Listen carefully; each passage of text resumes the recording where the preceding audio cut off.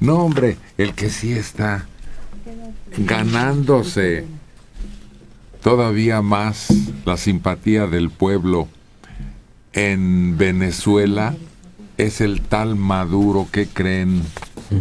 ¿Qué inventó? Mira, de un día para otro, el salario mínimo en Venezuela va a subir 30%. 30% el salario mínimo. Lo que para nosotros, pues es una maravilla. Como ejemplo lejano, lejanísimo. Como sueño imposible, Héctor. El presidente Nicolás Maduro anunció que dicho cambio entrará en vigor como medida para hacer frente a la inflación acumulada que se registra en el país. Así el sueldo mínimo venezolano subirá. Allá tienen bolívares. La cotización pues, es lo de menos, porque no podemos hacer comparaciones, pero un 30% es un aumento que le van a aplaudir a rabiar los trabajadores, sobre todo los humildes, los que se soban el lomo para ganarse una cantidad determinada mensual o quincenal. Una estrategia muy inteligente, porque de esta manera va a lograr aplacar un poquito o un muchote las manifestaciones que se venían dando de inconformidad, sobre todo entre gente muy joven, que posiblemente no sea el brazo laboral del país, pero sí son hijos de, y en la medida en que el salario aumente, se van a beneficiar y va a ser un taponcito de boca. Pero uno de los mayores problemas que tiene Venezuela es el abasto de productos básicos. Sí, pero sin eso puedes vivir. Se desplazan, sí. Lo consiguen. Hasta el mercado negro se puede facilitar. Exacto. Cuando ganas un poquito más. Y además, no va a callar las manifestaciones en contra, pero sí va a aumentar los apoyos. Exactamente. Y eso va a ser muy bueno. Y por otro lado, bueno, quien da un aumento así puede renegociar o puede volver a proveer y a importar mercancía. Para que tú hagas un desembolso de eso es porque tienes dinero en las arcas. Y puedes comprar, puedes satisfacer la demanda. Y si el del abarrote de la tienda ya tiene un poquito más de ingresos, bueno, pues entonces puede surtir mejor. Yo creo que es toda una cadena de eventos que a partir de que hay más dinero circulando, pueden beneficiar a la población. ¿Cuándo es Día del Albañil? El 3 de mayo. Ya está cerquita. Sí. Ya no hay albañiles que trabajen por el sueldo mínimo. No. A veces son más capaces y más preparados que los arquitectos y más cumplidos. ¿En serio? Al acercarse el Día del Albañil, que se celebra el Día de la Santa Cruz,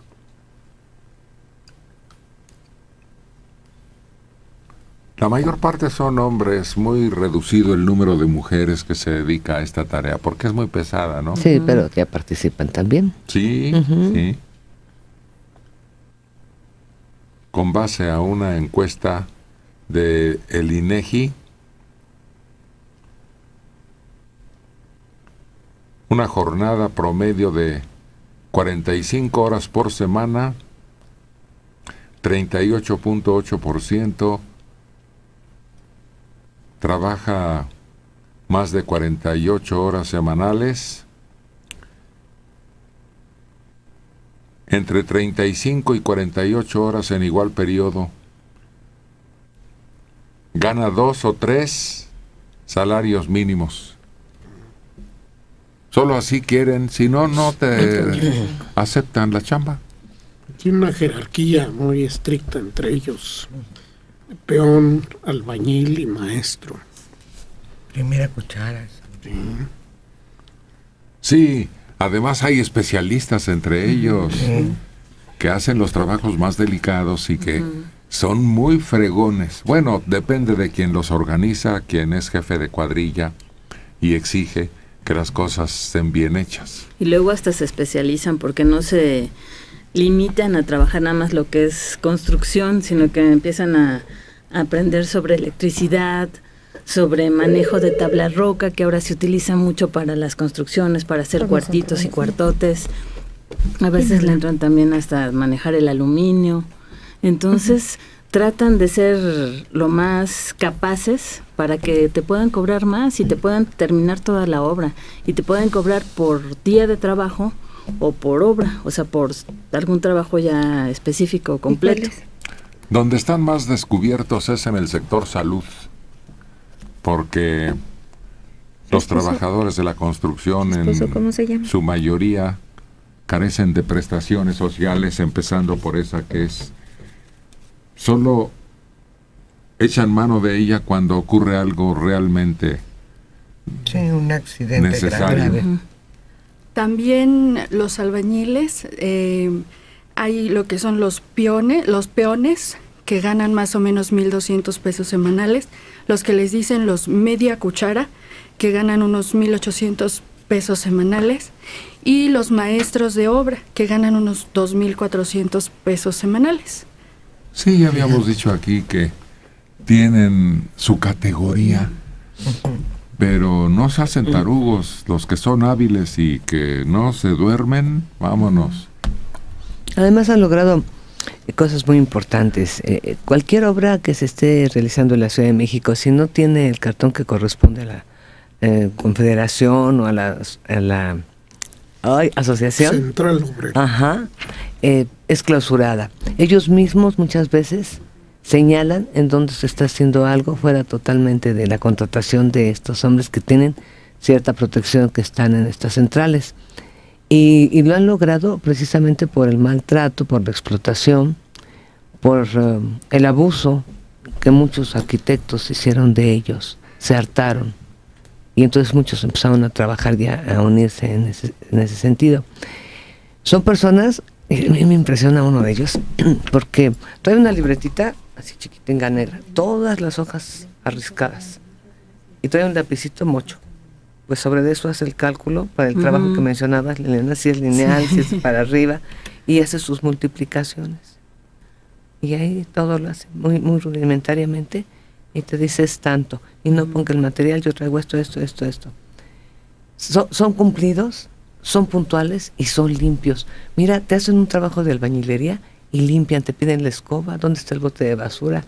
De verdad, más competentes muchas veces que otro tipo de trabajadores que supuestamente tienen más estudios. Hay dos canciones que son célebres como homenaje a esta profesión. Una es La Cal en Piedra y la otra es Los Albañiles, simplemente, que presumen de traer dinero en efectivo en la bolsa cada fin de semana. Sí, es cierto. Ernesto, desde Coyoacán, 64 años. Como en todas las actividades económicas, hay una que es la construcción. Esta es de dos tipos, la reglamentada, y que se ejerce por profesionales, y la otra que no lo está. Soy arquitecto desde 1972. He trabajado varias décadas en la construcción, en este país y en otros, en obras oficiales, internacionales y particulares. Los trabajadores de la construcción en México están protegidos por muchas leyes, la del trabajo, la del Infonavit, la del Seguro Social y otras más que controlan la contratación. Hay varias formas de contratar. A la que se refirió la maestra es por día, y para pagar esta, la Secretaría de Trabajo emite un listado de los oficios y cuánto es su pago por día. A eso hay que incluir los pagos de cuotas de IMSS, Infonavit y demás. Otras obras que se contratan por precio unitario. Aquí es donde se hace un análisis de cada precio. Los rendimientos son diferentes. Cuando se habla sin saber es muy fácil. A ver. Uy, sí, qué profundo. Sí, ojalá que todo esto se llevara a la práctica, pero resulta que los sindicatos y sus líderes son los ganones. Los albañiles no te cobran así. Te dicen, yo voy a trabajar, págame por fuera. No, que el sindicato, que... No, a mí págueme, no me dé seguro. A mí deme cash. Oye, pero es que necesito que me pintes esta pared de 4 pisos por fuera. Págueme más. Centro, buenos días. No te piden el seguro, no te... El estimado y eso. siempre ha sido muy informal y por lo tanto en general no tienen protección. Claro que no. Entonces se cae uno, se lastima uno y se un brete. Claro. El constructor, Y en una porque obra de nunca 100, tienen seguro. 10 tienen seguro. Y los demás no, porque uno nada más vino a aplanar una pared, porque otro nada más vino a emboquillar, porque otro vino nada más a pintar. Claro que no. Hubo un intento cuando allá en los 60 sacó probablemente Hacienda unas listas de raya oficiales que se pagaban con timbres. En aquella época todo se arreglaba con timbres fiscales. Entonces ya se tenía cubierto el pago del impuesto. Y también había la garantía de que si alguien estaba en la lista y se lastimaba, podían ir al seguro y lo cuidaban. Pues ojalá que el festejo resulte digno de esta gente que lo mismo construyó tu casita, o la Torre Latinoamericana, o el Palacio de Bellas Artes. Porque su intervención es importantísima. Las iglesias de pueblo las hacían maestros. Sí. Por eso a veces se caían. Y yo creo que es uno de los festejos más grandes que hay, porque paran obra, levantan la cruz, les hacen comida. Hoy ya no es tan común que los festejen en la obra, sino que se los llevan a bares y cantinas. Y eso les resulta mucho más agradable. Ojalá Pero es que no tengan. era espléndido. Ponían las cajas, se ponían un mantel de papel periódico, luego uno de estraza, se traía las ollas de mole, las botellas de pulque forradas de cuerda.